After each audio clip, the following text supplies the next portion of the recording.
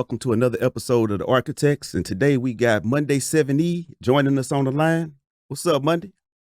Hey, how you guys doing, man? Good to be here with you guys today, man. I appreciate it. Hey, all right. Hey, we appreciate you taking the time to come and speak to us and everything, man. And what's been going on with you? Oh, man, just anticipating the release of the new record, Monday 7E10, which will be out next Friday nationwide, October 1st. So just looking forward to that, man. And, feeling so blessed and favored. So, man, I couldn't ask for more. This has been a great experience this last year. My affiliation with Lucky 7 Records, as well as Jackson Entertainment and Henderson Entertainment, has just been awesome, man. I couldn't have asked for more. That's what's up. That's what's up. Good look. Hey, matter of fact, for like some of our listeners or whatever, like that might not be familiar or whatever, let them know like some of the stuff like where they would know you from or that you done. Well, I've done several songs. Well, a few songs with Tech N9ne.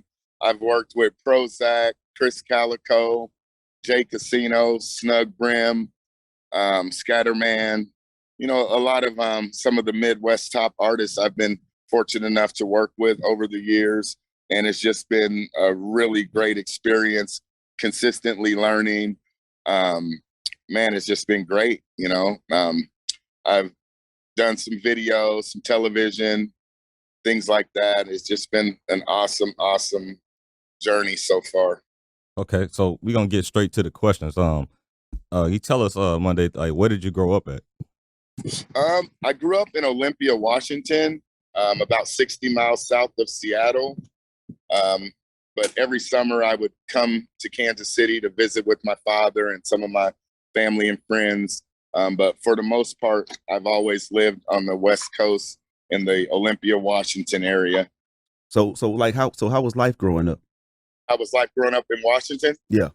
Oh man, it was really good. I feel I had a really good childhood, teenage years, early 20s, just great. Washington is a very liberal state. So a lot of things that go on in the Midwest, you don't really experience that too much up there. Just very peaceful. We got a reputation for having a lot of rain, but other than that, man, it was a great city to grow up in.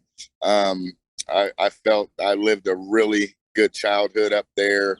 I was able to ski and do a lot of fishing and hiking and things like that at a very young age. So I was introduced to a lot of things up there, especially like the music scene. I was growing up during the time of the grunge movement with Nirvana and, bands like that coming out of the Seattle area and stuff. So it was just great growing up there, man.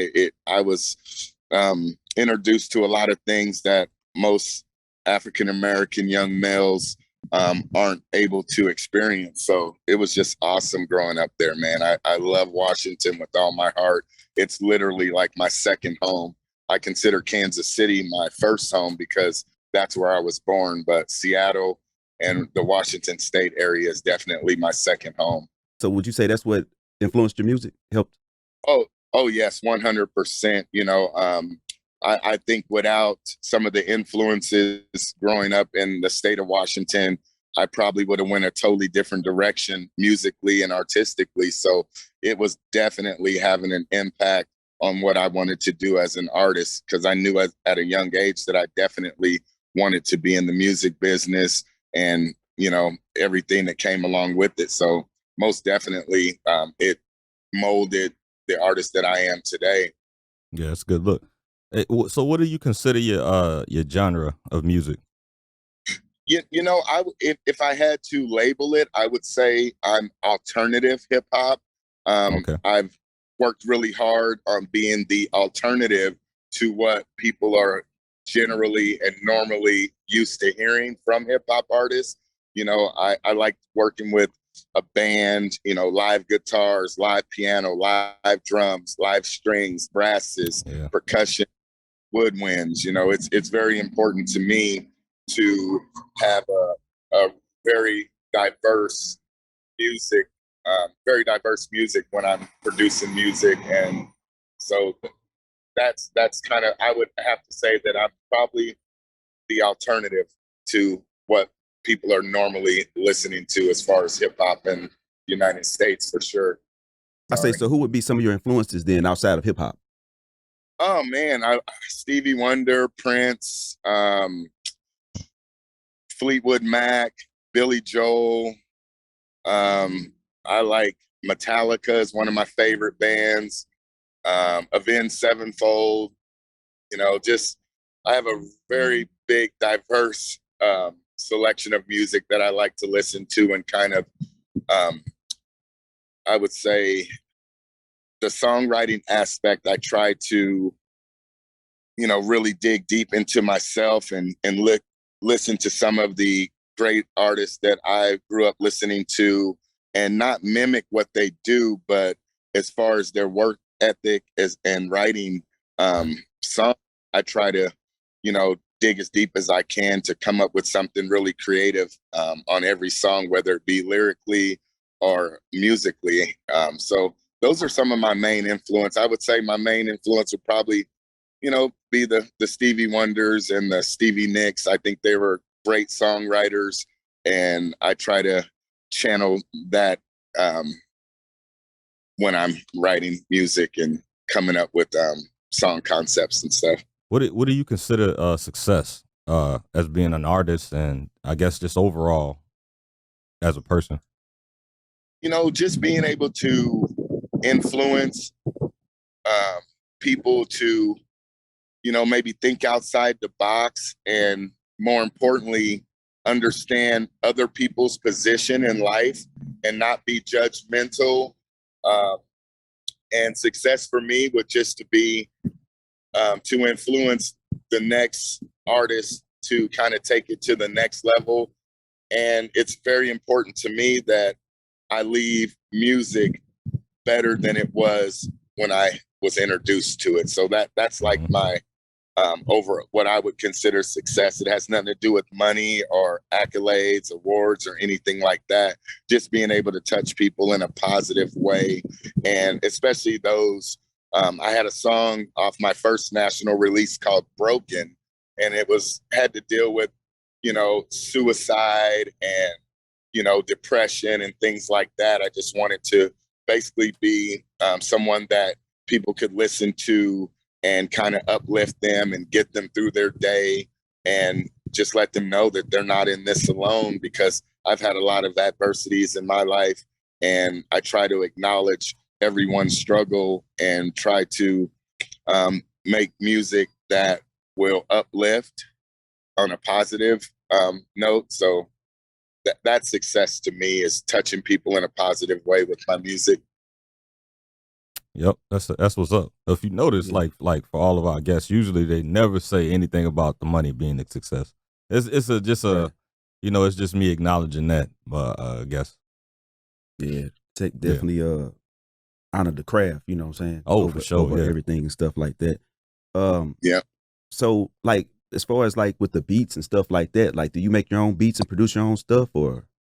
Well, I have a producer that I've worked with for a number of years, Wood Grain over at WG Productions in Kansas City. Shout out to him.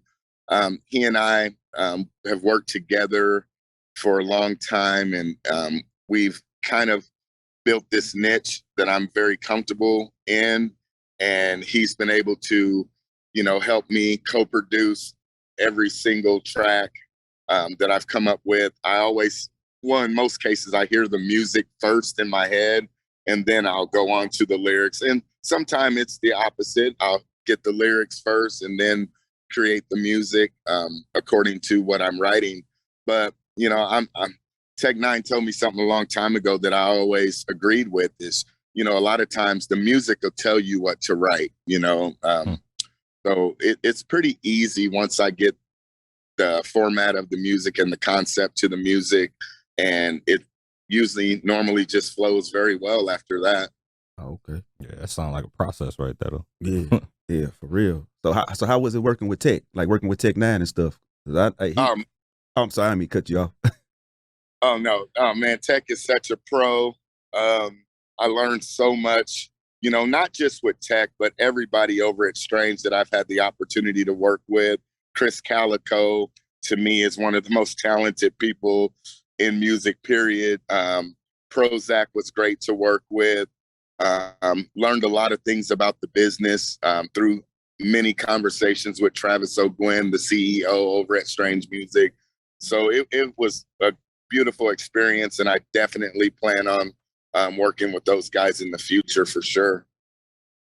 That's what's up, man. It seemed like some longevity over there, like with that stuff, man. Because man, been going for a long time, you know. Yes, man. They really are. I'm so proud of everyone over there.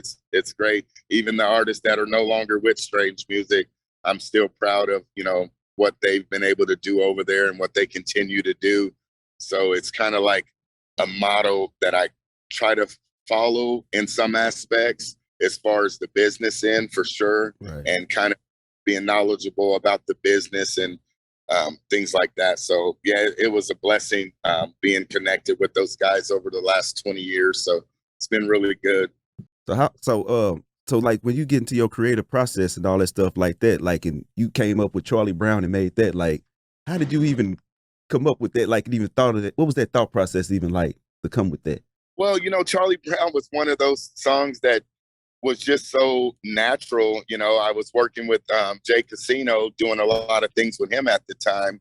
And Woodgrain and I were kind of messing around with some music concepts. And, you know, I always thought, you know, the wah, wah, wah, you know, basically people just blabbing along. And, you know, it was just one of those things, you know, sometimes that magic just happens. And that happened to be one of those opportunities and one of those situations where everything just worked out perfect.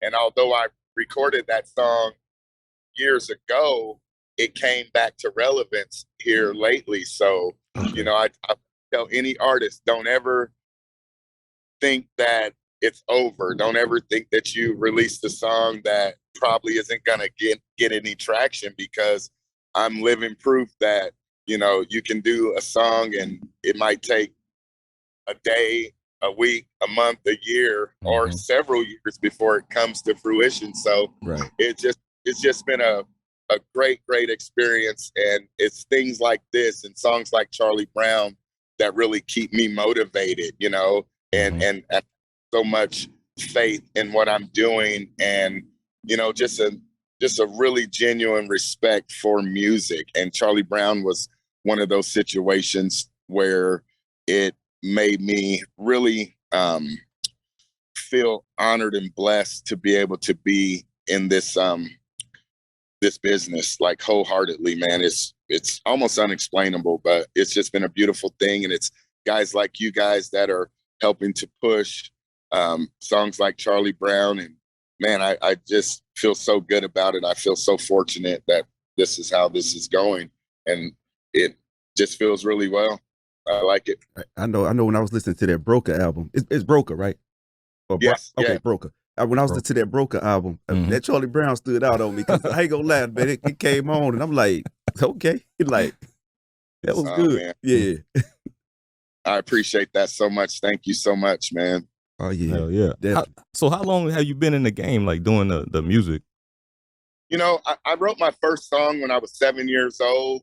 But professionally, since 2003 is when I first got my first record deal. So since 2003, doing this professionally, where I'm at the level where I can at least take care of my family and things like that. So I would say since 2003. Shout out to Tony Palmer and Street Appeal Records.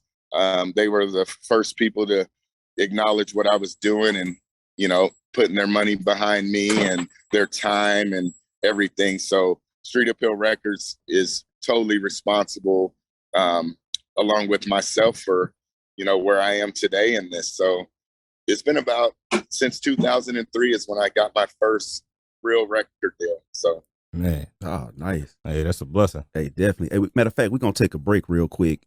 Come right back.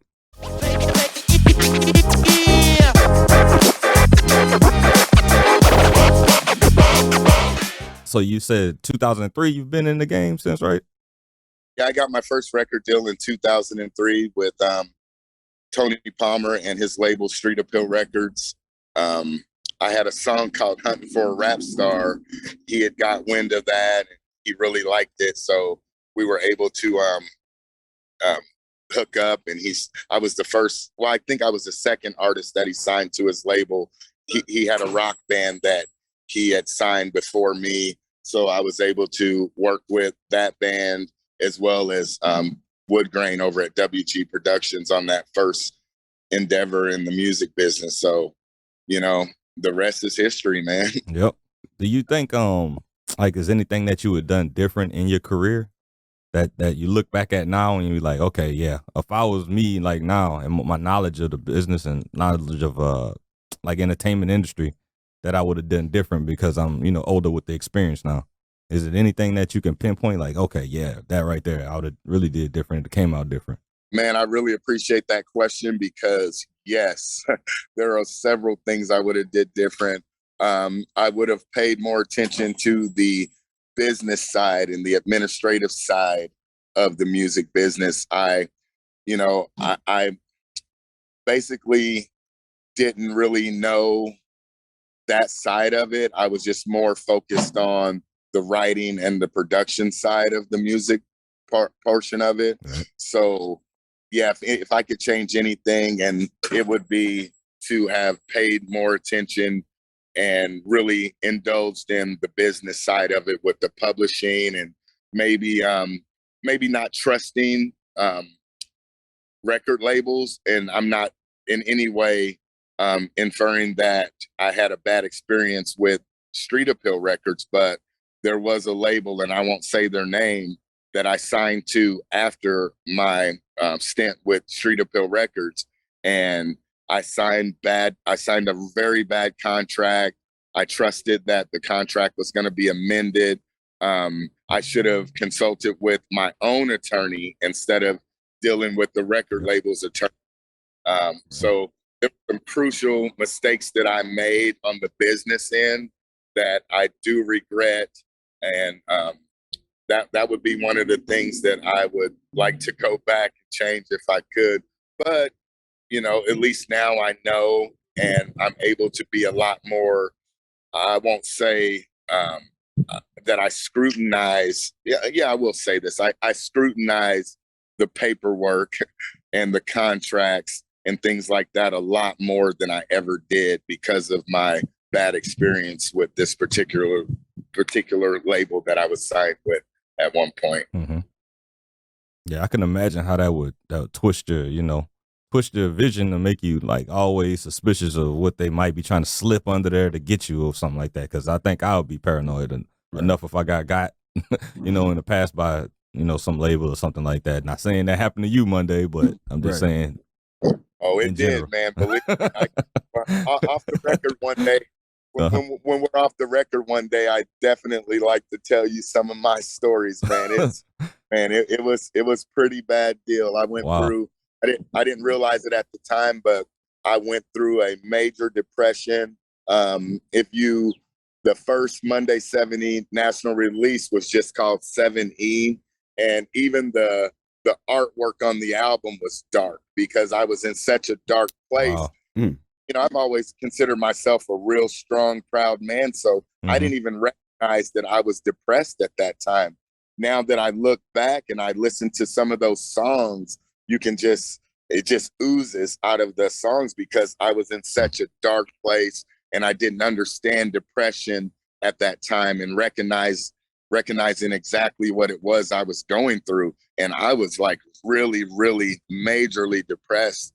And it took me a couple years after that relationship with that label ended to even get back to, my normal process of even writing and being able to trust not only myself as an artist, but everybody that I had around me, so it was a pretty bad experience. So, I would suggest any new artists that are out there, pay close attention to the people that are surrounded by, and pay close attention to contracts, and make sure you read the fine print. And also, even if you do trust that label or those people, get your own attorney that's going to represent you. Right. you know.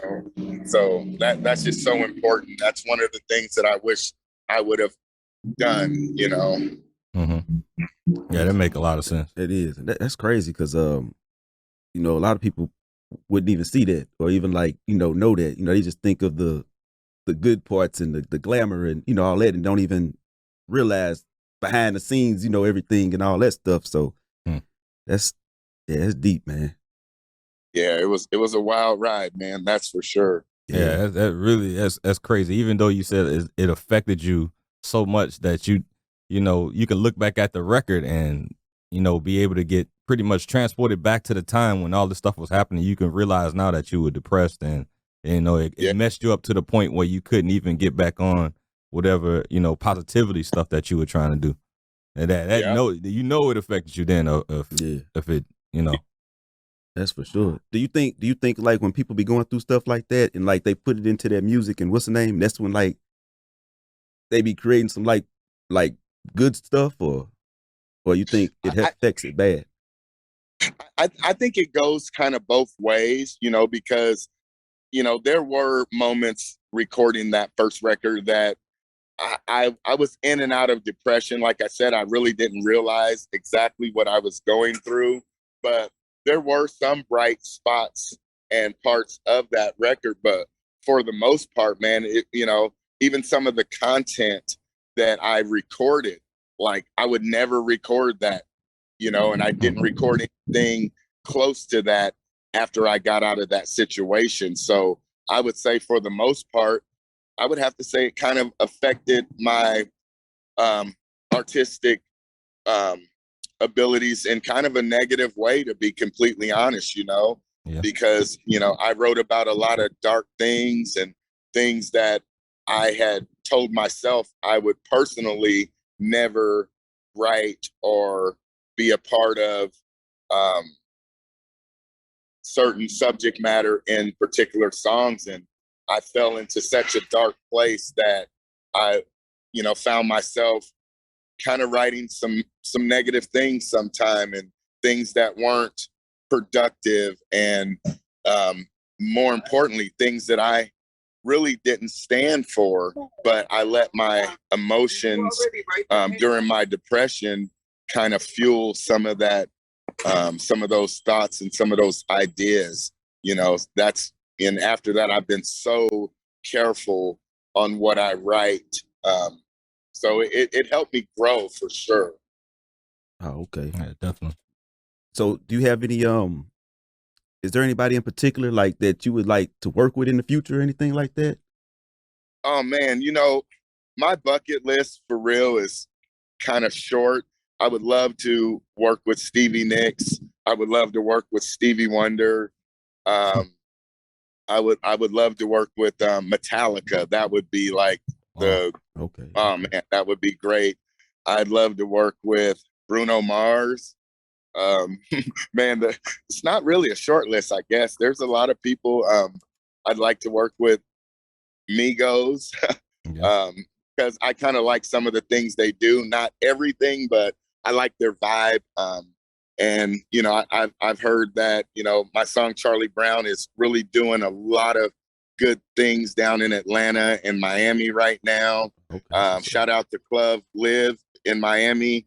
I'm hearing a lot of good things from the DJs through Henderson Entertainment that, you know, and this is their words, when they put on Charlie Brown, people go ape, you know what, over that. So, and that made me feel good because, you know, I hear about Club Live on the TV and, you know, on different social media platforms. So I always wanted to have a song played in some of those clubs where a lot of my constituents and people in the music business and actors and things, you know, that go to that club in Miami, and to hear from the DJs how much of an impact Charlie Brown is having in South Carolina, North Carolina, Atlanta, Miami, Ohio, Indiana, you know. So it's just really, really a good thing right now. And man, I just feel so blessed, and you know, I couldn't ask for more, man. I really couldn't. That's good stuff right there. We're Yeah, going to have to take another break though. Take a break and sure enough. we'll be right back.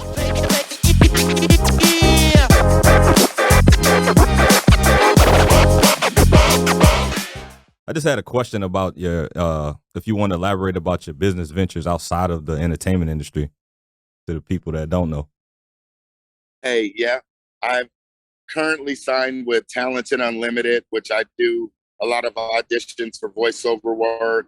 I'm in the process, along with a couple writing partners, doing some screenplays. I have an animated film that I've been working on as far as getting everything written. It's called Orphaned. That's the title of it. It's about a puppy that was in a puppy mill and is on a mission to get his entire brood and family back together. So it's an animated children's film, but it's about loyalty, courage, respect, integrity, honesty, and bravery. So I'm hoping to get that done hopefully sometime next year and maybe start shopping it to some studios in hopes that we can, get that, out there, man. And, I have a couple other movie scripts that I've been writing over the last several years that I'm hoping to complete in the near future and kind of get those shopped to some of the movie studios. And, hopefully something, catches. You gonna try to shoot any of them up in KC? Get some up there? Oh, yeah, most definitely. Texas and Kansas City and Seattle. Those are my 3 states that I love. My sister and my nephews live in Texas. I have 2 nephews that play for the University of Texas. So Texas is another home for me. I love Texas. So I would definitely want to do some work in Texas for sure. Yeah, definitely. Yeah, that's what's up. I do need to get up to KC though, because I need some of that barbecue. I need some of that barbecue, man. Whenever you come up, let me know, man. We're gonna hit all the barbecue places, and it's gonna be on me, and we're gonna have a great time. I'd love to take you to some of the, my favorite in Kansas City is Jack Stacks. Okay, that's my favorite. Then second would be probably Gates Barbecue and Arthur Bryant's. There's so many great barbecue places in Kansas City. So if you ever make it up, you just give me a heads up, man, and I'm gonna make it happen. Oh, definitely. Yeah, I think Gates the only one I've been to so far up there. Been to Gates, and yeah, Gates was pretty good too. So I definitely gonna try them other ones out or whatever. I know you elaborated about your album that's coming out October 1st. Is it anything else that you're working on? Any other new projects that you want to let the people know? Yes, I have a EP that'll come out shortly after that. It's no hip hop whatsoever. It's all top 40 style music. I have a song on that EP titled Forever You, which got selected to be on a movie soundtrack that's coming out next year. Shout out to Greg Wells. He's doing a movie titled Why Men Cheat. So I sent over a couple of tracks, and his board of directors and himself and some of his people over there love my song Forever. And, I'm so glad that they selected the song. It's a song that was inspired by real events. It's really heartfelt song, and they liked it, and it's going to be on the movie soundtrack. So I'm so happy about that. That's big right there. Yeah. Yep. I have about 3 more songs to do on that EP, and, hopefully that'll be out hopefully around the 2nd week or 3rd week of December, right before Christmas. So I'm looking forward to that. I think that's going to be a really, really big record, because I got in this business to write just top 40 style songs, but one thing led to another, and the next thing you know, I'm doing hip hop songs, which I don't mind. I love writing hip hop. I love producing hip hop music, but my first love is just the actual writing of just regular songs, man. It's something that I can hold dear to my heart.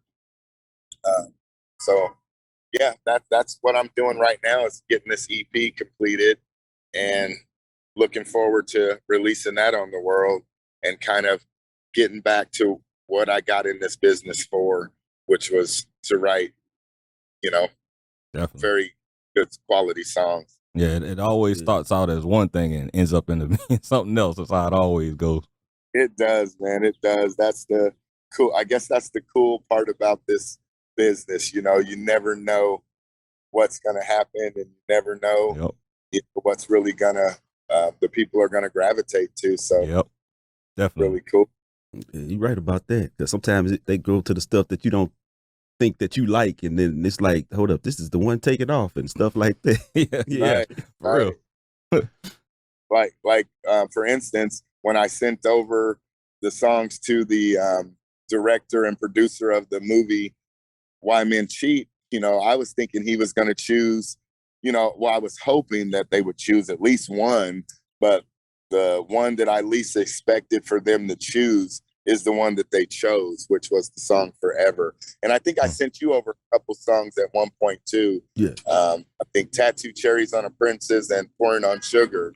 And, you know, it just, I don't know, man, this is a crazy business we're in. And, you know, I love it. So if that makes me crazy, okay, that's fine. Hey, they definitely sounded top 40. They definitely sounded top 40 because I got that I don't want to say pop, but I got that diverse feel. You know what I'm saying? Like that popular feel from it. Yeah. Yeah. Yep. And that was definitely the goal. So I appreciate that a lot. Oh, okay. Yeah. Hey, like all the questions is done, but you know, like flow is yours. So like, you know, you want to talk about anything or anything you want to get out there is open. Basically, I just want to say Monday 7010, the Greatest Hits album comes out October 1st, Friday. That's next Friday, nationwide on all internet platforms, as well as select stores nationwide. I want to thank you guys for taking out your time to interview me today. I really appreciate it more than words can say. And it's guys like you who are keeping artists like myself relevant. And I can't say enough of how much I appreciate you guys taking time out to do this interview. I feel really good about it. And if there's ever anything I can do to promote you guys or anything, man, you know, you have my number. Most definitely give me a call at any time. If there's anything that I can ever do for you guys, just let me know. I'd be more than happy to do so for sure. Appreciate it, man. We appreciate it, Monday. We definitely appreciate you stopping through, man, and taking the time out of your day too. So my pleasure. 100%. Yeah, definitely. Yep, that's all right. Well, it's gonna be not the continuation, but this will be the end of the episode or whatever. So we gonna leave Monday 7 I'm Rello. Hey, this is JR, man. And we'll catch you later.